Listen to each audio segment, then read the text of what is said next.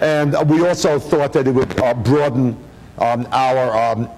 broaden the level of interest among potential investors who are based in Asia if they were able to understand Coach more substantively at a closer range. Let me just follow up, Lou, one more for you. Thus far, your expansion into Greater China has been relatively smooth, and you've talked a lot about the opportunities that you see down the road. If you had to pick out a couple of challenges, though, that you might have to address Sure. as you grow the business in China, what might some of those key challenges be? Well, they focus on infrastructure, particularly people. And in terms of recruiting and developing the level of employees that can develop the lasting relationships with our consumers and meet all of our requirements. Also, and what we've done towards that end is to actively recruit from major Chinese universities their graduates. And we're competing against other companies in other industries and have adjusted our pay scale so that we could be competitive. And indeed, over the last 12 months, we've hired almost 100 college graduates who we are training in coach practices, and they will represent our future leadership. Secondly, on the compensation side, we actually have received approval from the Beijing government to provide equity in the form of restricted stock to mainland employees. We do believe that we can motivate Chinese employees better if they can have ownership, obviously. And I must say that our experience with our Chinese employees is that they are very quick learners, very capitalistic, and very excited about beating goals.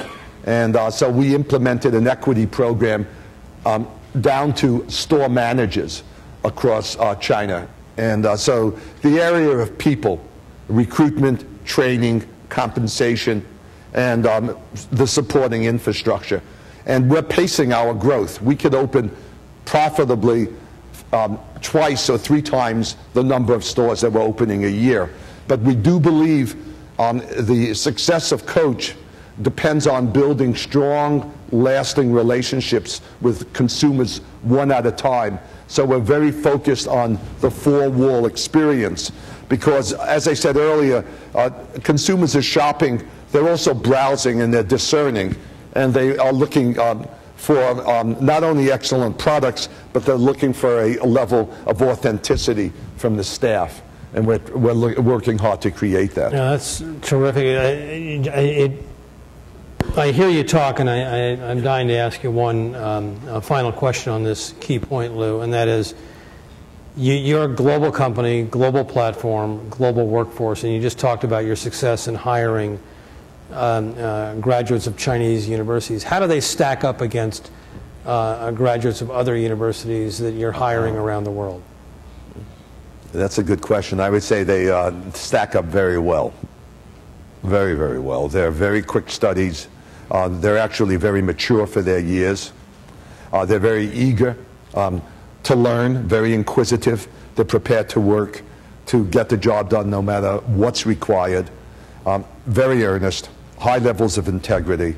They're among the best workers we have in the world. Final question before we get to the wrap-up here, because we do want to allow time for all three of you to give us your parting thoughts on linking up or going it alone. This is for Ping-Ni. You've done a lot of, the card says you've done a lot of transactions at distressed prices.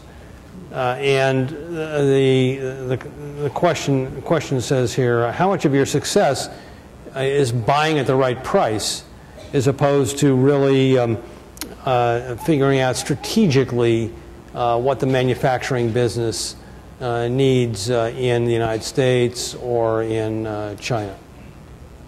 Yeah, I would say this, buying at the right price is always a part of the major strategic. And, we're all in the business. And I forgot who said that, you make money when you at the buying time, you cash out when you sell them. So, no question at all, we always want to buy it at the right price.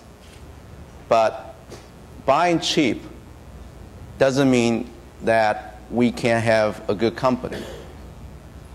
Again, as I said before, to us, it's about a value creation. Mm-hmm. We have to bring something to the table that can create a unique value that will make this kind of company survive in the long term.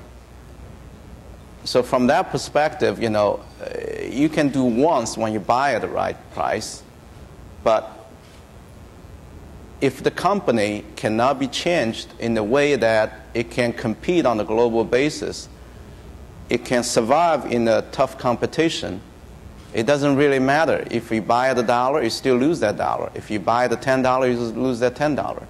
So to us, at the end, before we do any acquisition, it's all about, the analysis in terms of, how do we add additional value to the equation. If we do, we know it's going to be 1 + 1 bigger than 2. We know we have an advantage in the competition. So that is how we evaluate the opportunity. The same thing, not only in the automotive sector, in the other business investment we made in the United States, it's always the same. It's all about, what is the value we can bring to the table. And frankly speaking, that discipline helped us, to grow the business very profitably.